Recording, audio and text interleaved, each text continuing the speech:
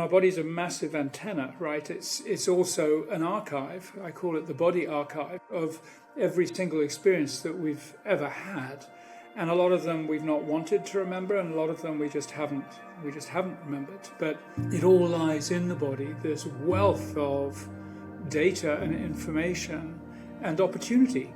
And goodness, if it's 20% going that way and 80% going that way, what would it be like to become 5 times more intelligent?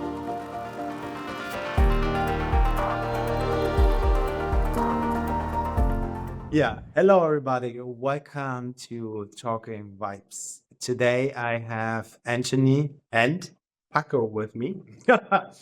Anthony Abbagnano is the founder of Alchemy of Breath, and he came from Friends Over Unity into my realm. I saw a picture of him and I said, okay, I need this guy here in the show. And here it is. Thank you for joining in. Thank you, Christian. It's a real pleasure to be with you. Well, I think one of the things that comes to me immediately is I deal with the element of air, and you are so connected to the element of water. So how the fundamental things are so easily overlooked as to the value that they carry. Seems like a common ground there. Okay, we're going deep in the first segment. I love it. Yeah. To give the audience a chance to go into, Anthony is Alchemy of Breath. It's a simplified saying, breathwork. He founded it, I guess, 2012, something like this. I guess, yeah. He said yes, so I have the figures right in my head. And that's why breathing air. And he came from a community where he got the G1 as a speaker presence. And so we became introduced to each other, and the G1 standing for the water elemental. So yeah, I definitely think that also the combination is really interesting, because for me also, breathwork was one of my first tool I used. I think it was a combination of breathwork and meditation, like a mandala. It's an Indian meditation I made when I was like 20 to university with a professor, and it was like this fire breathing. And this was the first time I came in touch with this kind of meditation and breath work, but the word didn't exist back then. So it was, I think, fire breathing, they called it. And yeah, after, I think it was like 30 to 40 minutes, we did that. And I felt on the right side and I cried straight away. And I'm like, wow. And I stood up and went to my professor and said, like, what happened? And he said, yeah, that's a release. That's normal. And I'm like, okay, that's normal that after a little bit of breathing, I start crying. Interesting to know. And this was like, yeah, one seed planted, or like really one of the biggest seed that had been planted in my spiritual journey. So I'm really thankful for this moment. And yeah, how would you describe, is there a difference between this fire breathing Indian style and the breathwork you're teaching? Well, in some ways, yes, and in some ways, no. I think the first thing to take stock of is the tiny amount we really understand about the breath and how huge a subject it is. So, what does breath work mean? In some ways, it means that we work with the breath, which it does take discipline and it takes effort, courage and consistency. And in other ways, we just let the breath do the work. And it's so powerful that it shifts our perspective, just like you said in your own experience. And so the pranayama technique of fire breathing, or indeed any of the pranayama techniques, would all be classified as breath work. Today, I think, almost I say rather unfortunately, today breath work means, generally speaking, that it's a conscious connected breath, which is a breath that is always joined at the top of the inhale and the bottom of the exhale. And this is similar to fire breathing. It's quite transportative because what you're doing is you're slowing down, you're increasing oxygen in your bloodstream, but you're actually slowing it down to your prefrontal cortex. So your normal operating mind doesn't function the same way. It starts to slow down. And then the way I present the conscious connected breath is to say, well, if your mind was to slow down with its habitual thoughts, what else might there be to notice? And that could be in your body, or it could be in your psyche, or it could be in your soul. And it frequently, I would say usually, brings extraordinary experiences because people learn to let the monkey mind settle a little bit and to notice what has always existed in between thoughts, but we never had the bandwidth or the time to pay attention to it. So to me, the word breath work means the employment of breath to regulate or dysregulate our nervous system. So it's a way that we can hack into our current state of being on a physiological level and exert some control, contribute, make a valid contribution to what is going on in our nervous system. So we do a lot of trauma work with breath work. We help people with past trauma. We help people who suffer from high anxiety. We help people, really any discomfort with physiological illness, chronic disease, the process of dying, cancer patients. We also have breath work in prisons now, helping. It's a little program I call Inside Out, which is helping people on the inside understand that there's something bigger than the reality that they live in.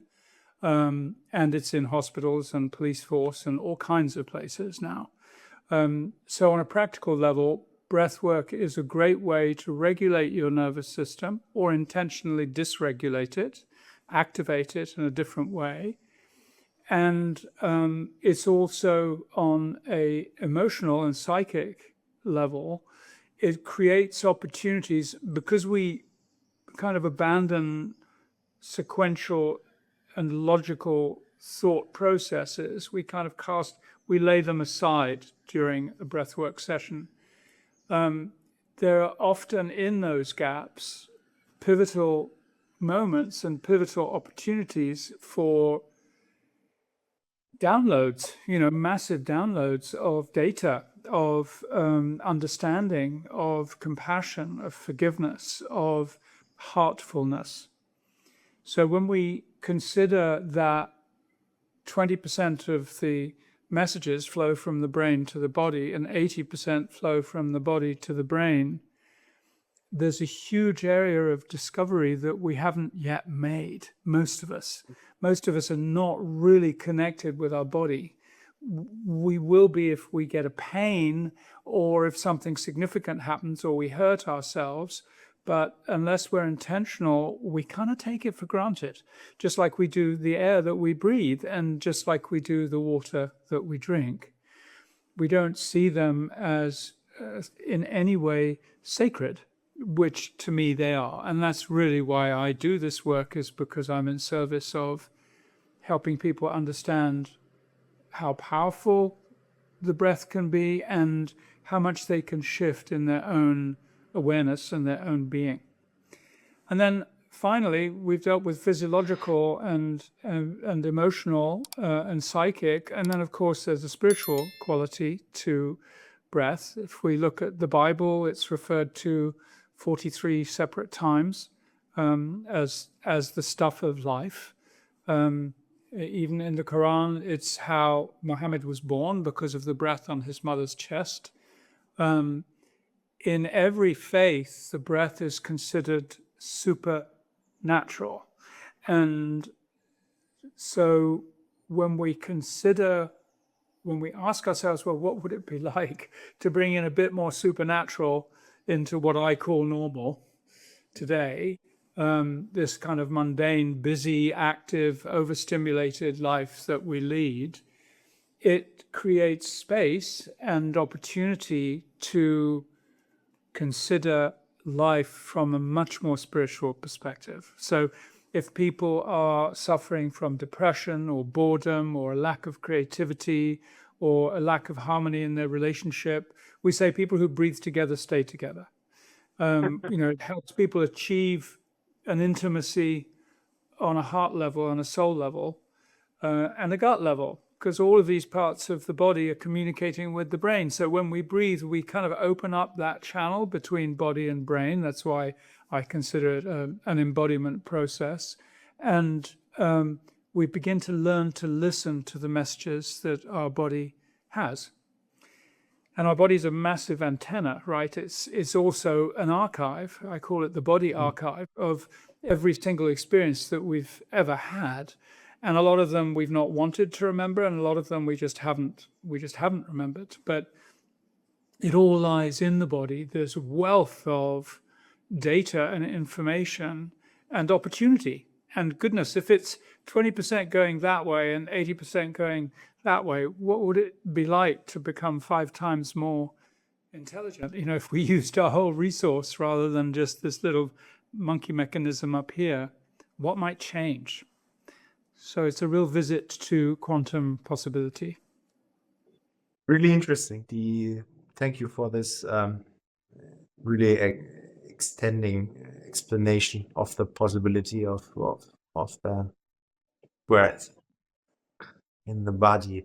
So we have this part of this physical realm where inner things physically change through the breath work.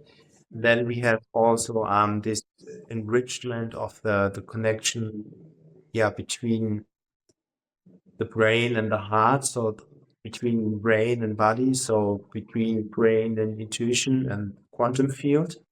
And with this, we get a better understanding for our own body.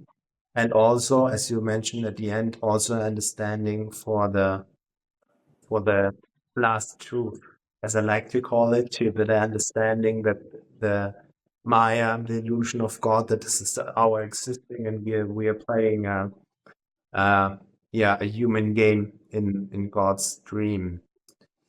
What I wanted I want to take these 3 parts a little bit more detailed for the audience.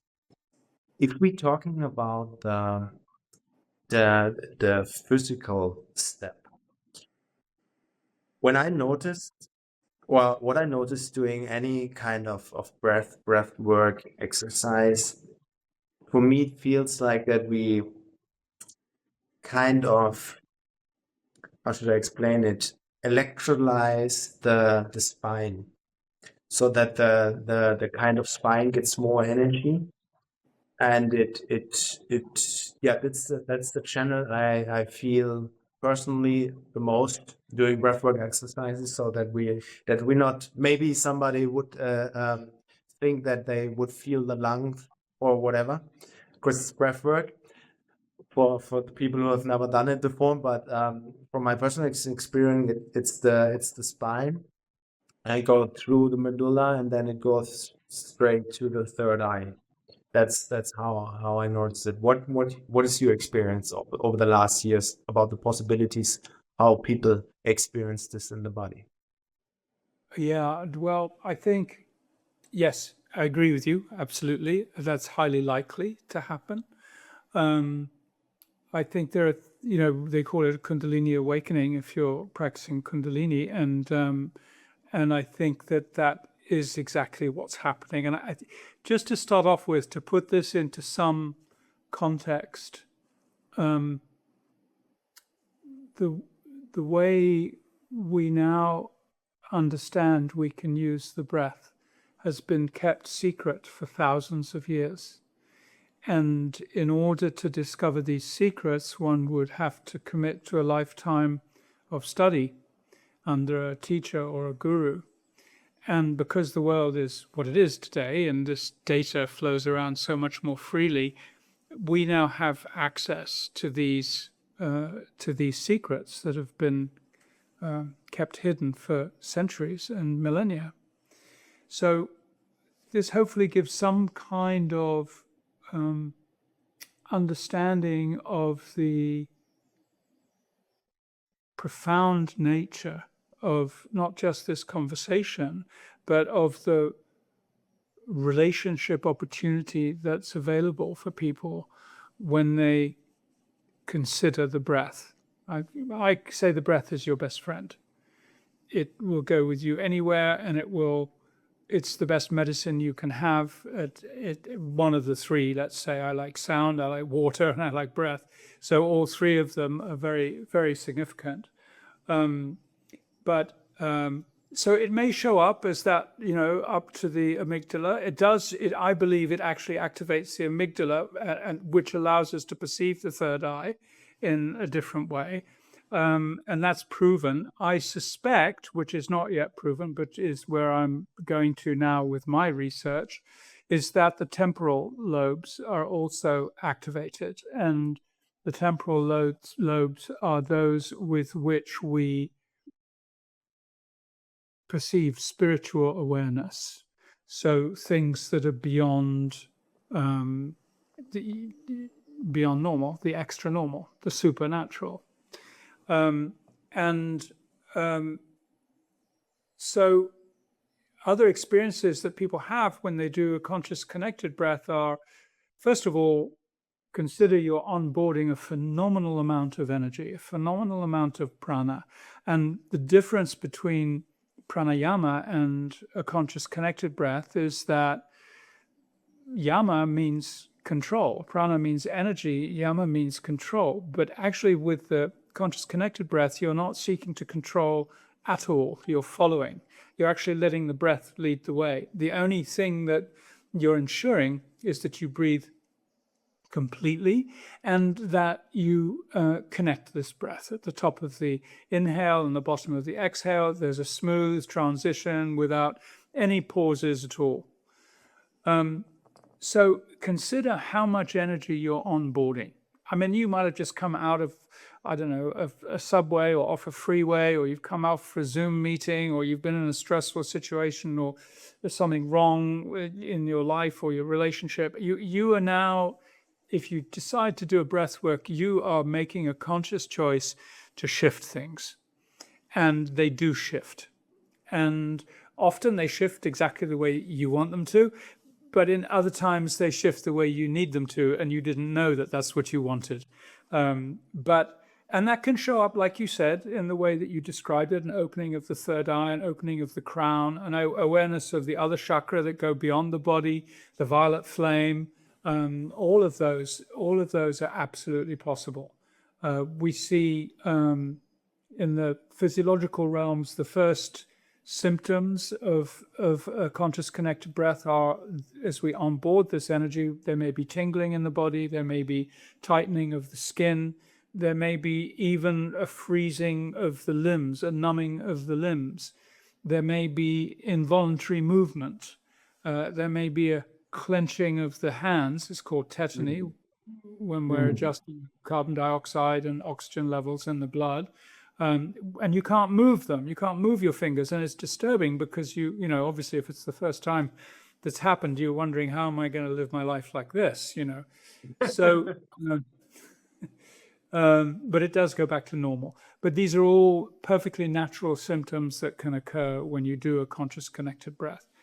And I kind of consider them all as gateways or thresholds. And we have a relationship with each of these thresholds. And if we surrender, we get to go forwards. And if we hold on and grasp and grip, then we kind of get stuck. And it's a lesson for life. In fact, every breathwork session is a metaphor for life. And I think every breathworker would say that the way you breathe in a session is indicative of the way you meet your life. So some people don't really breathe at all, and they drop off and they fall asleep, and that may happen because they've had to dissociate from trauma in the past, and that's their way of doing it. So it shows up in their breath work. Some people are angry and just like over push, like they're lifting weights, and that's the kind of person that doesn't receive life. It's the kind of person that feels they have to puncture life in order to get what they want, you know. A belly breather is usually someone who breathes. You see more belly movement is someone who's more emotionally present and not so in need of control, more in the flow of life. And someone who breathes primarily in the chest is, of course, all about control and mastery. And so as you work with these and you notice that these are actually all imbalances of one way or another. And what we learn as we breathe is to bring them into harmony and bring them into balance. So we might ask questions, or I might ask questions of a breather, you know, who's got his hands like this, which is actually supposedly a purely physiological reason that this tetany occurs, which is the carbon dioxide and oxygen levels adjusting themselves in the bloodstream. But it's happened many times if I ask someone if there's something that you could release or let go of right now, what might it be? And with one breath, I've seen the hands soften back to putty again. So it's proven to me time and time again that the opportunity that exists in a breath session is to really review your state of being in this moment, and even as a hologram of your entire life. And then, wow, when you get to review it in this way, what are the changes that you can consciously make, that you would choose to make to create more of the life that you want, the outcomes that you desire? Beautiful. What you remind me of is that absolutely at the beginning, I think it was like this, like this. Yeah. My hands were going up. I was sitting, and my hands were going up, and I was sitting like a little T-Rex, and I was totally afraid. Like, oh my God, if that's not going away anymore, it's yeah. And then I noticed that. I kind of enjoyed that I could feel that, so that I let the fear go, and I just accepted it and feel into it, and then at the end it loosened itself. Yeah, and for sure you're absolutely right. There was a little bit of controlling life energy behind it. So I would also guess I back then I would have take my breath with my chest. Of course, this is definitely what I changed in my personal life, like from these life needs to be fighting with, yeah, to be conquered, to get anywhere. And now I'm exactly in this moment of receiving. And last week I had a few days off, and I went to Singapore with my wife, and I meditated there at the Buddha Tooth Temple.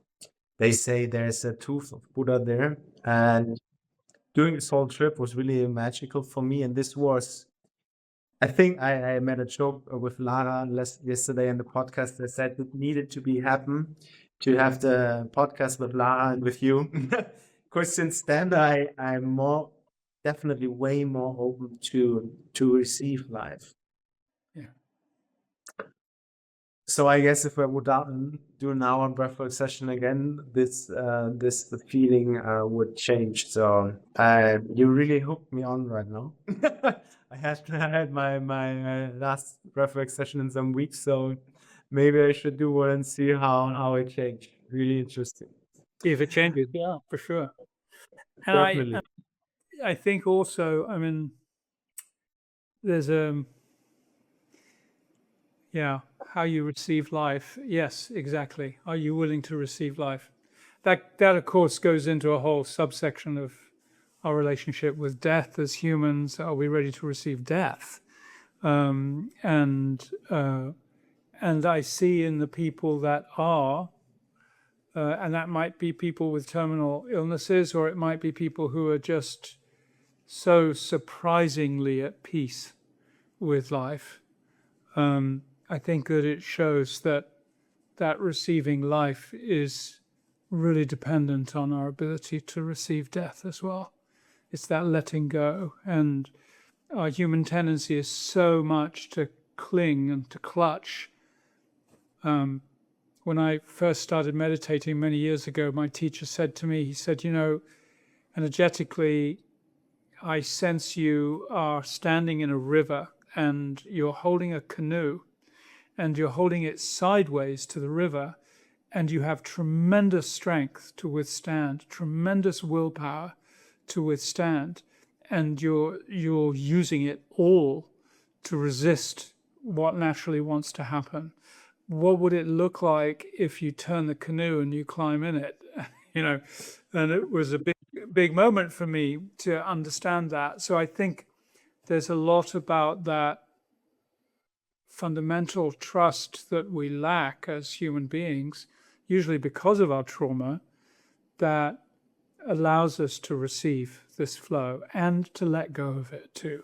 So we can then become the tube through which life passes. And again, breath work is the perfect metaphor for this, that I become the vessel through which breath enters and exits. And every cycle of breath is actually a cycle of life and death. And even more so, every cycle of breath is practice. It's a practice of being born with that first breath that we would have had and reconnecting to that moment of utter unconditional amazement.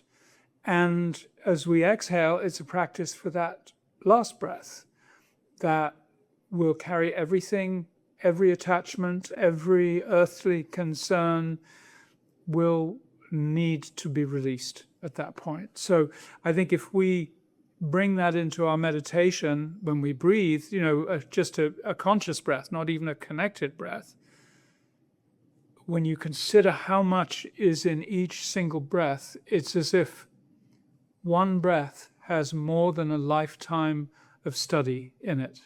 It's so complex. And that's not even mentioning all the different ingredients that are in the air, the argon and the oxygen, all the other elements and minerals that are in the air. So it's the greatest paradox of all to me, that something that is so significant to us, that is the one thing we can't live without for the shortest period of time of anything. Maybe a free diver can do 8 minutes, or maybe the longest it's ever happened is 20.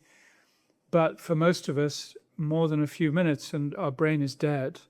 And yet it's the thing that we steadfastly find ways to ignore in our life. What comes up to me is the question about inhale and exhale.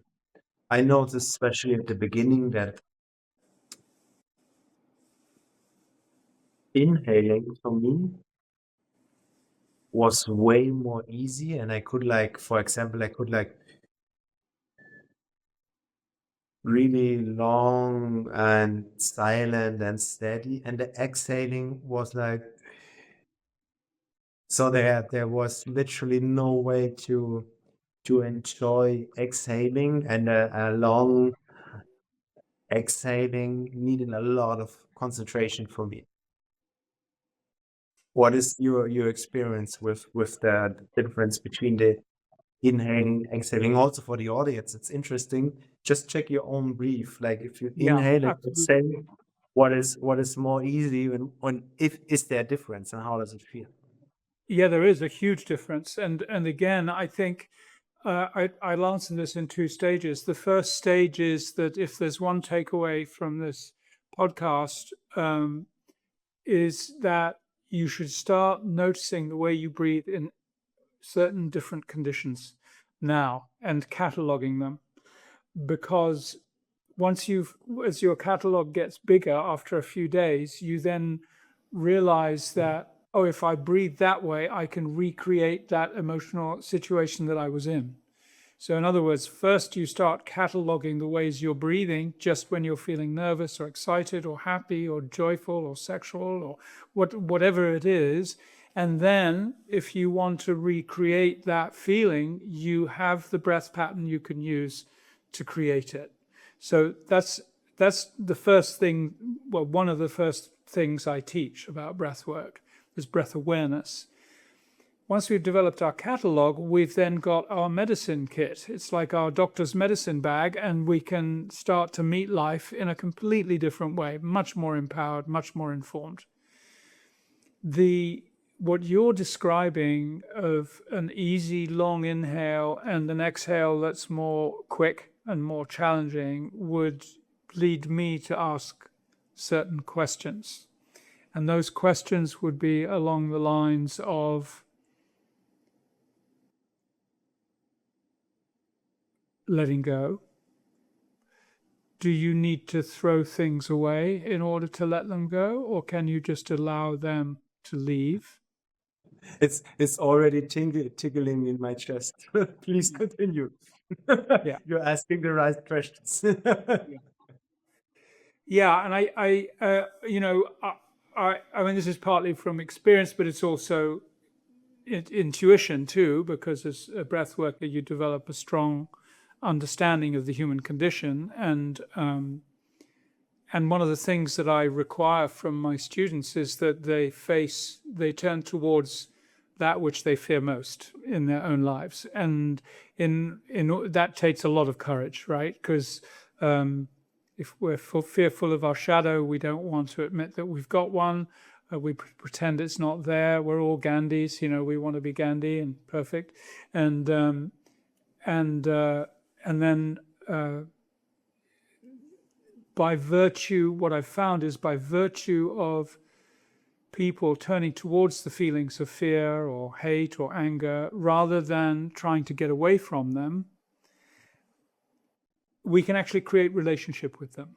They are present because they want relationship.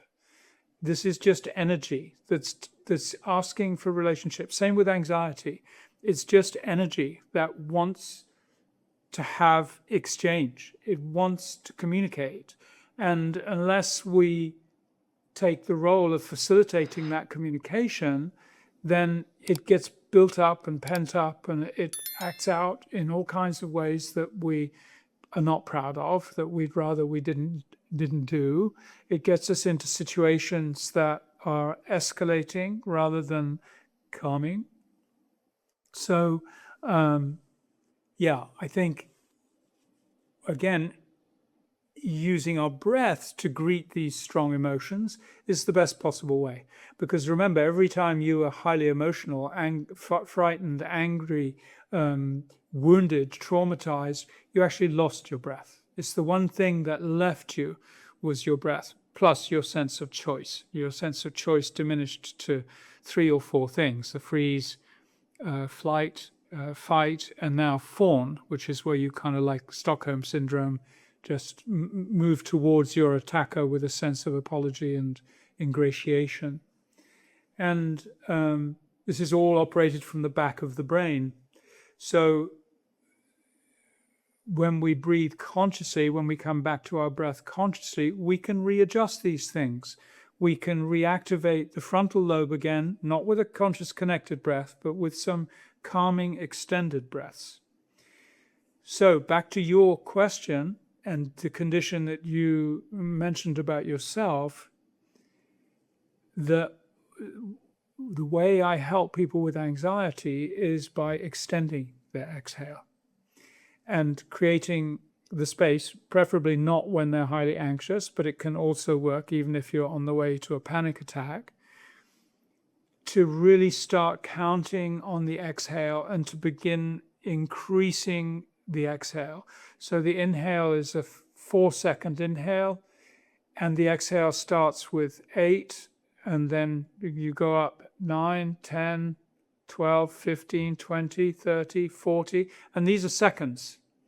And if you practice this when you're not anxious, what you're doing is you're building your resilience and you're building your ability to be with anxiety and to encourage that relationship rather than feeling the clutching heart, the sweating palms, the pounding pulse, the crowded thoughts, and the inevitability of going back into that cycle of general anxiety disorder.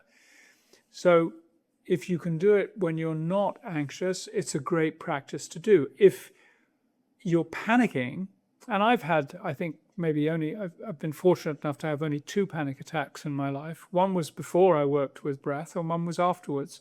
And the afterwards one, I was walking down the road with my wife in Italy alongside the beach, and I had no understanding of why this came, but it was this rising sense of, I think I'm going to die. I don't know.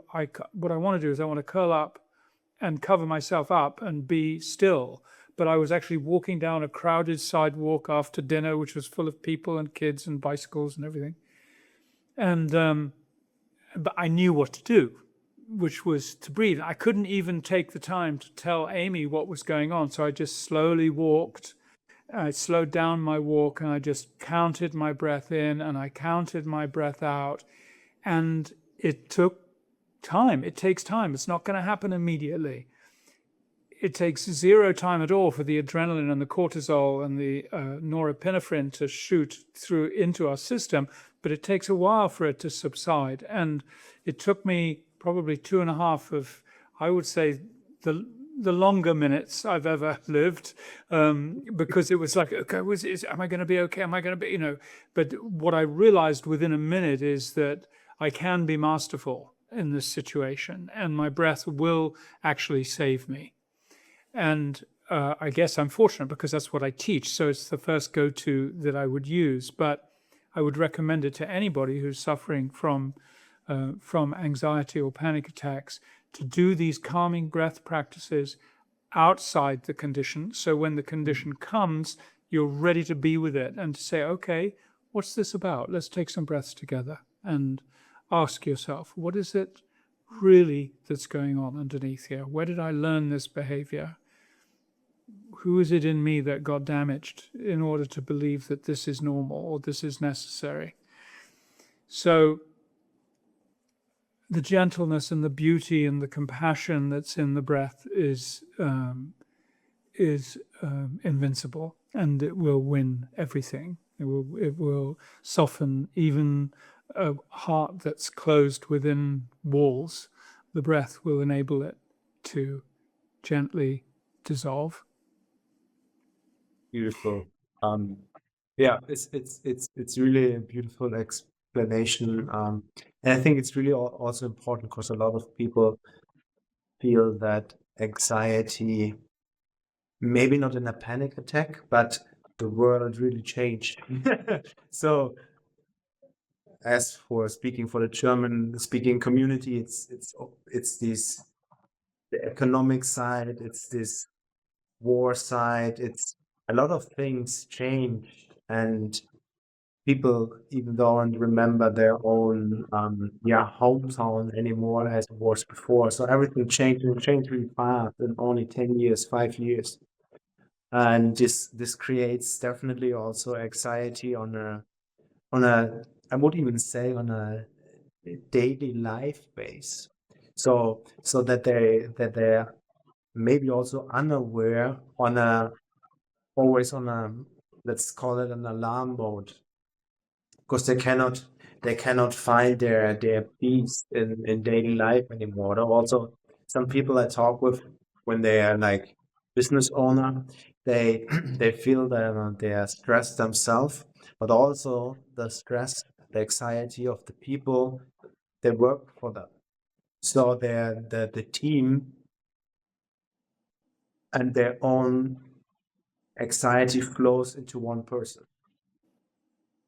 And that can also be really, really challenging for them. So, for example, what would you recommend a business owner for his daily life. For example, he has 50 employees, and every one of them has a little anxiety about their actual life situations. Yeah. Thank you. I do a lot of coaching for, I work with a lot of CEOs and founders and startups. And first of all, I'm amazed by how well they have absorbed the power of the breath, which is could be a little frightening for people who are not familiar with it. Let me say hello here, just so people understand what this furry thing is that's popping up once in a while. His name's Paco, and he's brand new puppy, so he's a little bit unruly. He might want to contribute to the conversation too. You never know. So I think one of my students came to me with this statement. He said, I understand that for me, the definition of emotional intelligence is the ability to take a breath when you don't want to. And when you think of all of those times that you know in your mind's eye, and because of that sort of level of anxiety that we've learnt to call normal, you know that you're going to say the wrong thing. You know it's not going to help, but you say it anyway. How many times do we fall into that trap? And I think one of the best things that I've found has helped CEOs and managers of any team from small to large is to be the one that says, let's start off this meeting taking a few breaths together. It seems so simple that it makes you look stupid. You think, oh, no, I'm going to be the stupid one if I say that. Inside, do know that every person that's listening to you, first of all, their respect for you is like shooting up the dial.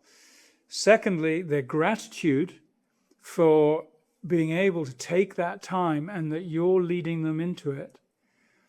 And thirdly, their ability to communicate in a more responsible way are going to change the flavor of your meeting entirely.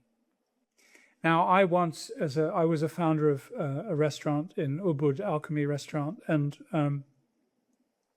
we ended up, I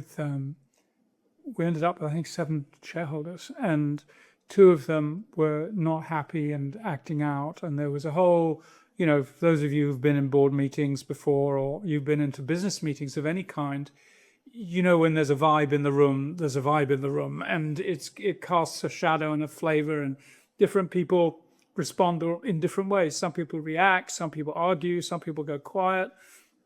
You're definitely not going to get a positive result out of that meeting. The tension is there.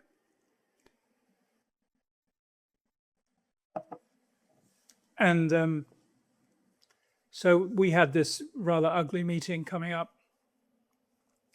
And I said, look, let's just take 10 breaths together. And one of the activists, the upset person, didn't breathe. She refused. She closed her eyes and looked down. Everybody else breathed. What happened as a result of that 1 minute we took? It wasn't a conscious connected breath. It was just a normal breath, but a conscious one, giving our awareness to it. That changed the flavor of the whole meeting, not just for everybody who breathed, but for her as well, because she realized that, oh, all the reasons I had to have a hard shell and to be accusatory and activist, they're just in my own mind. I don't actually need them. So this, I think, as an act of leadership, is something that we do in our meetings at the beginning of every meeting. Let's take a few moments to just 90 seconds so that we can just breathe together and come into harmony. So I think that, and that's why I say, couples that breathe together stay together, because when we breathe, even if it's just, my wife and I, our last resort, if we're in trouble and we're, like argumentative with each other, is that we're both committed that if one person says, let's take 10 breaths together, that we take 10 breaths together. And we look at each other in the eyes. And it's so curious, like those first few breaths, it's like, I'm not going to look at you in the eye. I'm not even going to show you I'm breathing. There's that energy. And then by the fourth or fifth, you're like, okay, I'll look at you in the eye. Okay, I'll show you I'm breathing. And, okay. And then by the 10th, you realize, oh my God, I was so attached to such ridiculous situations. Why? I Beautiful. love this person. What's going on? Beautiful. So Yeah, this reminds me, in a sense, as you said, that in these moments you know that you're gonna say wrong things, and anyhow you say it. Yeah, it's not gonna help anyone. But yeah, beautiful. Yes, that's a really beautiful technique. This 10 breaths together. Maybe that's the title of the podcast. Let's see. there you 10 go. breaths together. Beautiful. 10 breaths together. What was also coming in my mind, we're gonna shift a little bit the topic, is um, a lot of people nowadays also searching their solution in taking plant medicine. And myself, I had a long intensive or a short intensive journey several years ago, where I felt, okay, these plants, these ceremonies, I took them in Middle and South America, so I wanted to be at the roots where the plants grow. And what I noticed is it opens a lot of things, but it needs a lot of time to integrate. Yeah. So two questions I have to this. Or otherwise, I say always, if somebody wants to help himself with plant medicines, I recommend him to learn meditation first, so that he can use this setting maybe in the ceremonies and also afterwards to integrate if something pops up. So how would you put breathwork into this position? The same. I think identically to what you suggested. I would advise people to be conscious as to how they can use their breath to provide you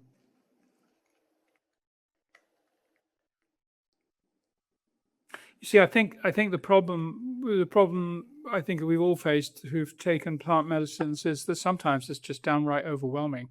There's just too much data, too much beauty in some ways. It's so exquisite that it feels like you can't even absorb it. And sometimes it can be really very challenging, the dark side too. If we don't have a position in this, we are going to be thrown around like on a sailboat in a hurricane. If we have something to root and to ground with, which would be meditation or with breath, then we know we can come to that.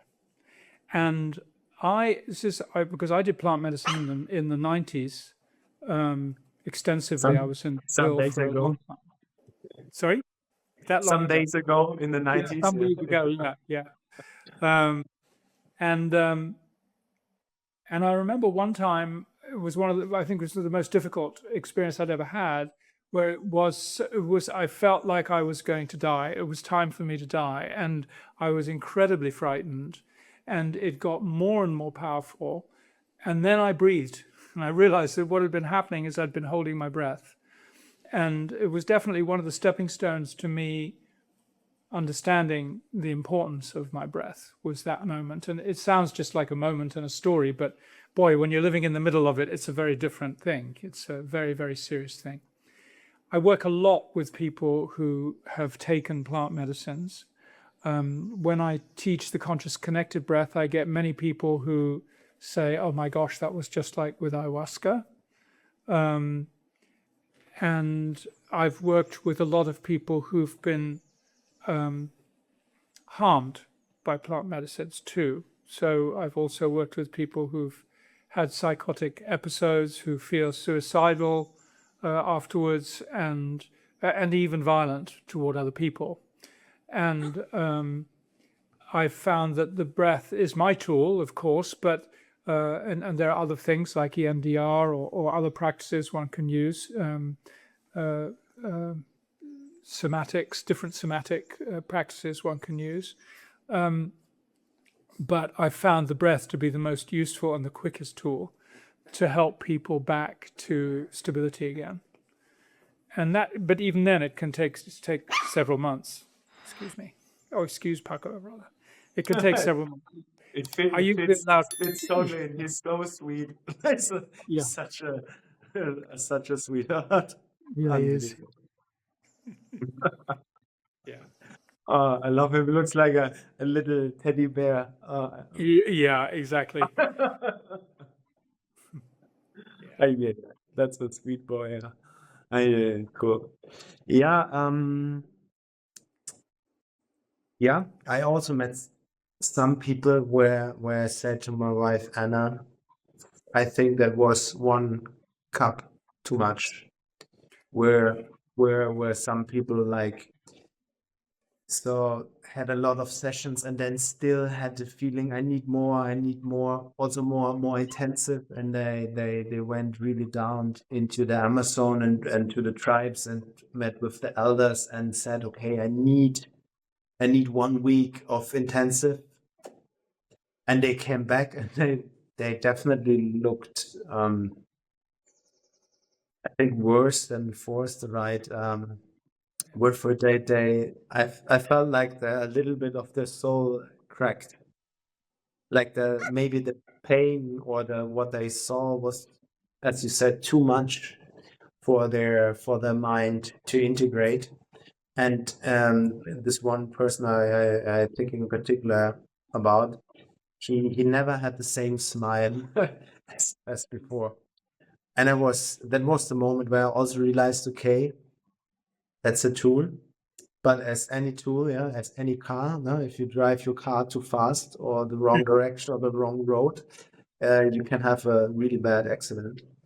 So that's what I also really recommend to anybody who's interested into plant medicine. First of all, take really good shamans or people who practice long time and prepare before breathwork meditation. Get to know to your own personal soul, like why you feel attracted to it, no? What you want to work on it, huh? Yeah, absolutely. You're so right. Um, I think also this is, these are medicines that have been used for centuries, millennia, and they all of a sudden have become available. So our tendency in the West is to like whoosh straight towards it and go. Our normal attitude is, yeah, more is better. So I'll keep doing more and more, and we lose our perspective. And I think that also comes from a deep inner sense of despair that we carry as people in cultures that are so externally orientated and so externally dependent, both for their problems and their solutions, that we've kind of given away our agency. And in our despair to regain our agency, there is this this tendency to, like you said, it's like a 5-year-old in a Ferrari, oh, wow, that's the accelerator. Let's give it a go, Beautiful. Okay.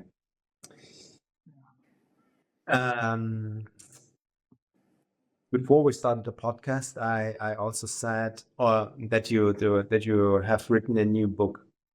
So please share with us what is the idea about your new book and why it needed to came to life. Yeah, the book is called Outer Chaos, Inner Calm.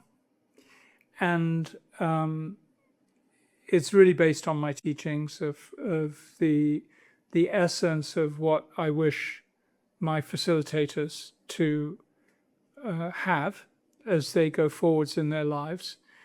And it's a deep inner journey. Just a moment ago, I mentioned how we let our external world dictate the way that we feel. And the journey that this book takes the reader on is one of learning how to not over-identify with the external world. In fact, how to transform the energy that's out there into that flame that we carry inside that no wind can extinguish. And so the process is one of taking stock of where we are. It's a book of 12 chapters, taking stock of where we came from and the life conditions we were born into, and therefore the systems that we crafted to manage through life and to reset them. So it begins at our birth and it ends with our death. And I've found that people who read the book, no matter where they are in their lives, can get benefit. There we go. I think he wanted to get off. Can get benefit from it, even if you're 80 years old or if you're 20 years old. It helps you see into the future and to understand that mastery is definitely a part of our life, but toward the end of it, we're going to have to submit to mystery. So it's not all about the smash and grab of the ego and how we get good at things and successful in life. It's also how we manage our inner world. And the result from the book is that people who do the work actually create outer calm as a result of doing their inner work. So instead of suffering from the outer chaos, we actually find that it's us that can inform our environment instead. So at this point, we have captaincy, we have agency, we become the author of our own life. And that shows, and you can see that. Some people have it already. When someone walks into a room, you can tell if they have an inner sense of authority. They're at peace, they're present, they're fully here. And then there are other people who carry a sense of the opposite, which is apology. So this is a book about helping people develop that inner authority that speaks for them without words. So the quality of their presence can be received and witnessed. And as a facilitator of breath work, that's why I want people to do this, because they are able to be with their breathers, with their clients or patients, depending on their category, in any of their conditions. So that could be someone, we have people who've been on the MAID program in Canada, which is the voluntary euthanasia program, that have had our breath workers there for the event, for the person that's chosen to die, as well as the loved ones, and people at end of life, in end of life illness, people in suicidal people, midlife crises, really any of those transitions. And some of the transitions are absolutely wonderful, like people are seeing, my great-great-grandfather came and told me I was doing exactly the right thing with my life, and it's all beautiful, and I finally understand what love is. And I had one of the most moving, I've seen what people would call miracles happen, but a tiny one that I thought was very special was one time when a woman came up to me after a breath work, and she said, her husband was there with her. She said, it's been 25 years since my husband told me he loved me. And he just did now. And I happened to just meet her in Bali last week, just bumped into her in a restaurant, and I reminded her of what she told me. And she said, oh, yes, that's why we breathe now. And that was like 12 years ago, I think, that happened. So. So the book is really about building that inner strength, the robustness, the resilience, the resourcefulness, and seeing ourselves as co-creators of life rather than victims of life. Mhm. That's important. That's really Yeah. important.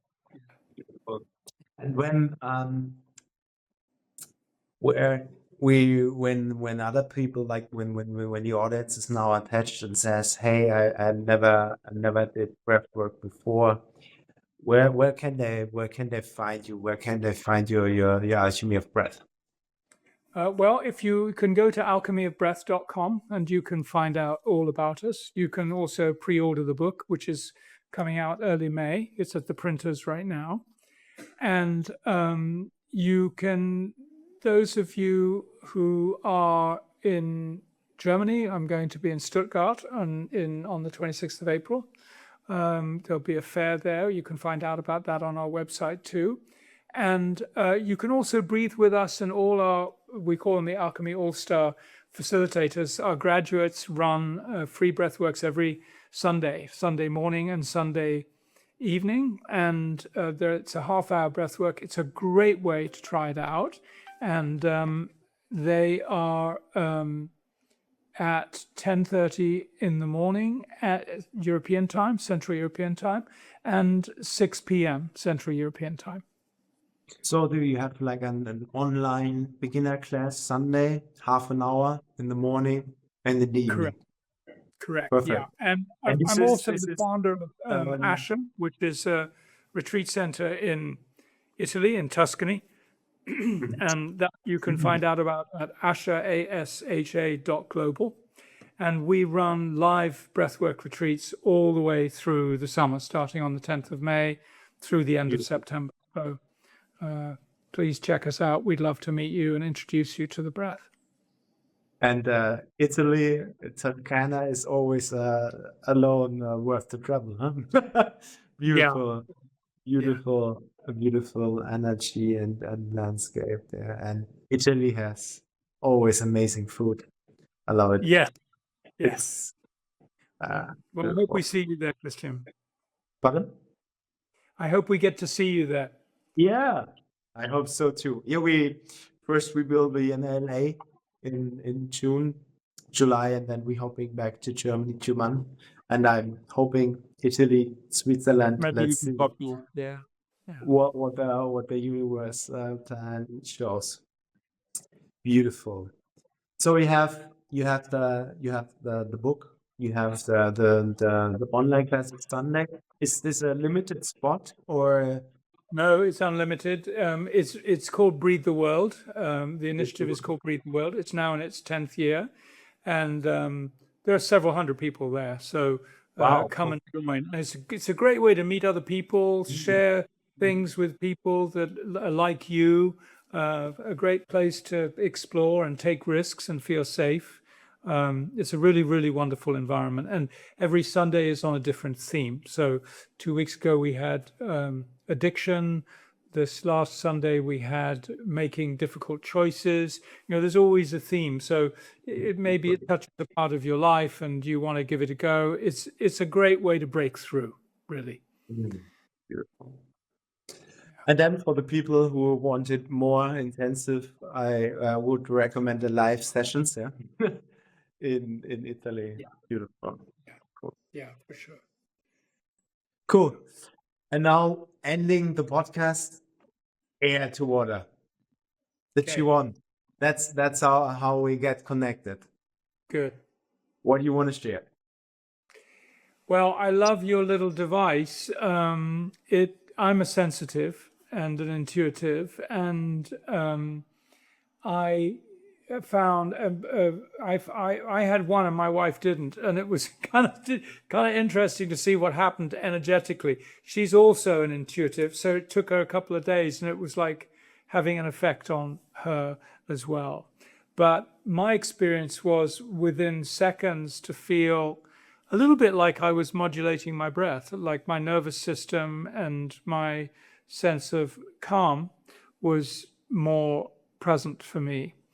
It felt like I was carrying a gift, and it still does today. I still find that I find myself holding it when I'm going into situation. It's become a friend. It's become like a not just because of what it's doing to the liquids in my body, to the water in my body, but it's just become an ally as well that I carry with me and I find very, very special. Yeah, thanks a lot. It's really in Timothy, and also Gordon Smith said that he touched a lot of things, and that's the only thing he's literally wearing, and he saw a lot about, and this was also the intention behind it. I also shared it a little bit at the podcast with Gordon that she won, even that I'm a mechanical engineer, a lot of ideas and perspectives there really came as a download. So a lot of things were really okay, and it needs to be like this. And I'm like, why? Okay, my mind cannot catch it, but it doesn't matter. And so this is also the beauty about it, that there's not really thinking about this product. It's more like that's how it should be, and that's what I also want it to be. It's a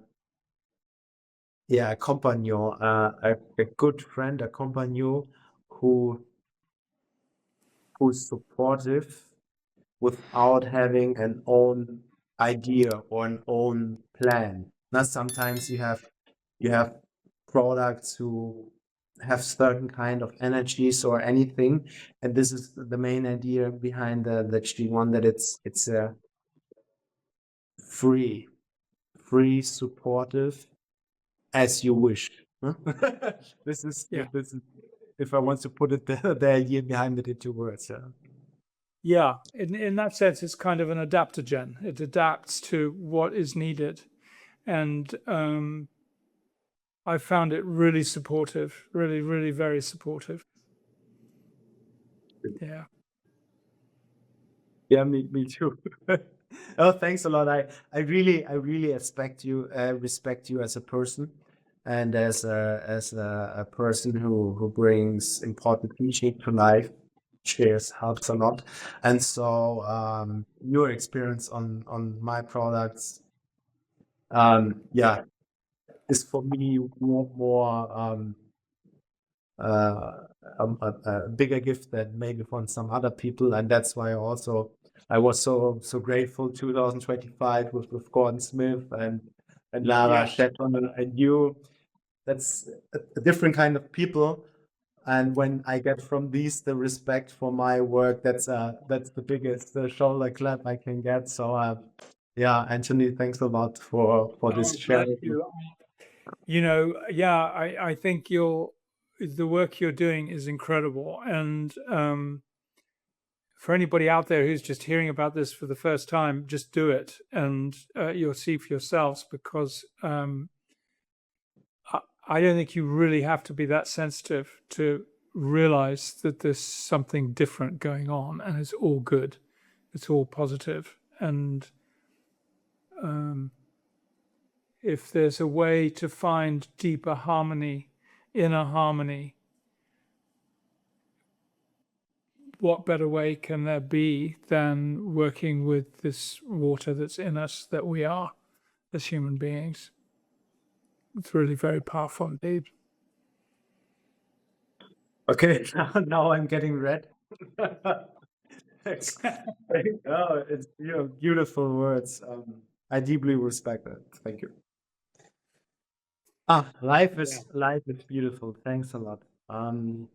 Yeah, Anthony. Beautiful podcast. It feels definitely I want to talk with you again. I don't know about what, but we should do in the future. We will find another way to get in contact, and yeah. Yeah, let's do that. I'll put you on my podcast list because I have to do a lot of podcasts this year. So I would love to invite you if you'd like to do one, Thank you. Definitely. Thank you. and get you in front of my audience too, so they can find out about it. Beautiful. Okay, Anthony. I give you, first of all, thanks a lot, Anthony. Thanks a lot to our guests who listened and watched the video podcast. If you like podcasts like this, give a thumb up, take the abo. And at the end, Anthony, I want to give you the last words before we end this podcast. Okay, here's my challenge. Go to someone the day you see this, today, and ask them to take 3 breaths with you and to look into your eyes and notice what happens. That's my challenge. My request is that each time that you're wounded by somebody, take that breath, and during that breath, see if you can notice what wounded that person to make them wound you. So go one level deeper and understand that it's not that we want to hurt each other as people. It's that we don't know what else to do sometimes. That way we can take a few breaths of compassion and make this a better place. Thanks a lot for this. Thank you.